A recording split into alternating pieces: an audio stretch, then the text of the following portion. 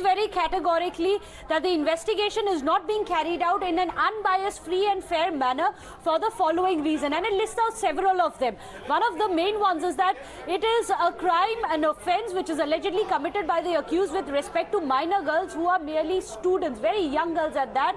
And one of the girls is only 16 years old.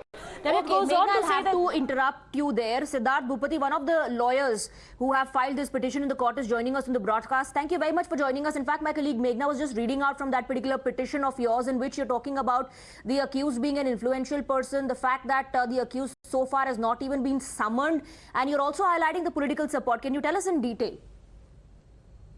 Yeah, so today I, along with like-minded advocates and my colleagues, 5 of us, have filed a letter petition before the Honorable High Court at Bangalore.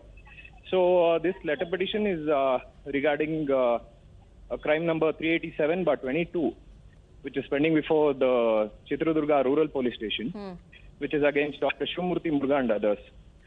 So in this matter, as we have been observing, the FIR was originally filed in Mysore on 26/8. So later, with the permission of the court, it got transferred to Chitradurga Rural Police Station.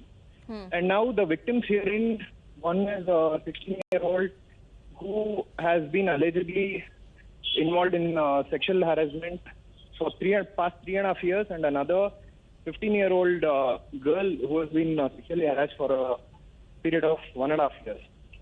So the FIR has been registered under various sections of Pocso Act as well as IPC 376. So the crimes herein are of very heinous and grave nature, wherein although Pocso does not speak about the arrest procedure, the procedures of CRPC ought to have been followed. For such crimes, immediate arrest ought to have been made. But in this case, accused number 1 being an influential person, and the local MLA visiting him after the registration of the FIR, and the Home Ministry below whom the police officers work, he himself giving a statement to the press stating that he has some information regarding the conspiracy that has been plotted against the seer, and the seer himself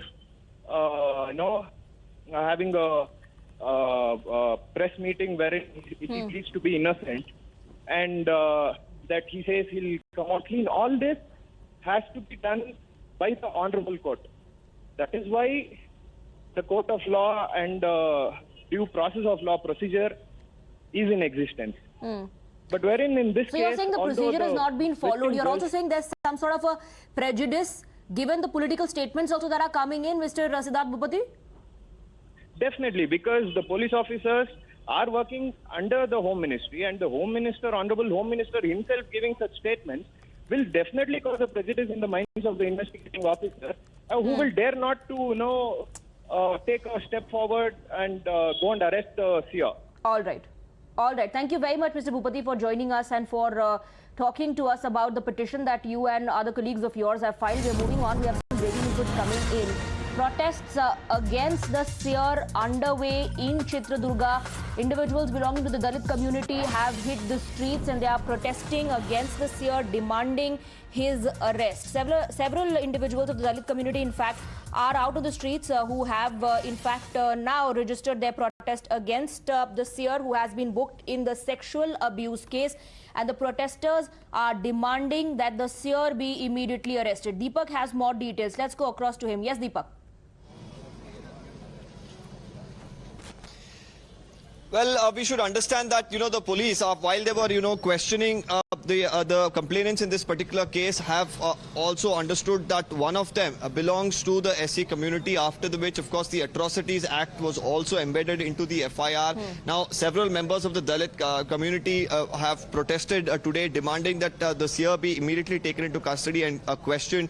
The protest, of course, taking place within the Chitradurga city limits, even as, the matter was being heard in court over the anticipatory bail plea that was filed. Now, even as we speak, of course, the lawyers still present outside. We'll, of course, try and get a word from some of the lawyers about what happened in court today. While we take a look at the developments here, Let's try and get in a word. So 1 second, we are live. Just one question. If you could tell us what transpired in court today.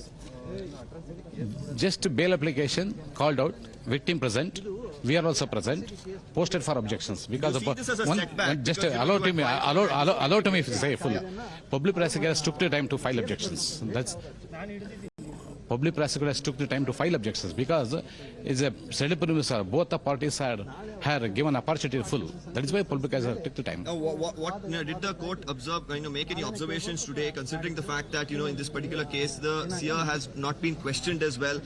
Those questions not arise before the court.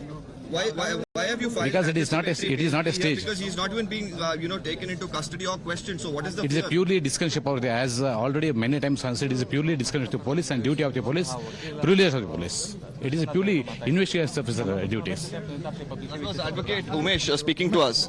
He says it was purely the discretion and they're exercising that discretion at this point. The court, of course, has given time till tomorrow after the request of the public prosecutor to file detailed objections in this particular case. Right, Deepak, stay on with us. Let me go across to Imran.